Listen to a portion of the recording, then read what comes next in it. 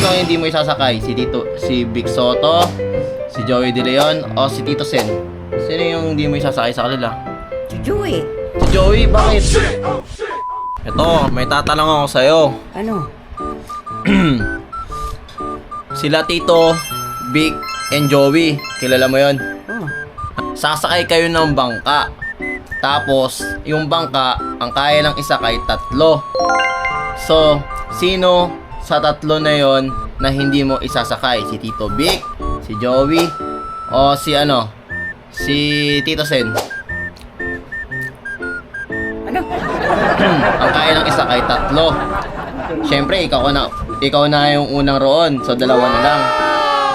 So, 2 na lang kailangan isa sa bangka. Sino ang hindi mo isasakay? Si Vic Soto, si Joey De Leon, o si Tito Sen? Sino yung hindi mo isasakay sa kanila? Si Joey. Si Joey, bakit? Ba't ayaw mong isakay si Tito Joey dun sa sa bangka mo? Bakit siya yung napili mo? Si Joey ang hindi ko sasakay. Bakit? Hindi ko close yun eh. Hindi mo close si Tito Joey? Hindi magagalit yun. Kawawa naman yun si Tito Joey, hindi mo isasakay. Di sakay ko ng 3. Di ikaw... Wala.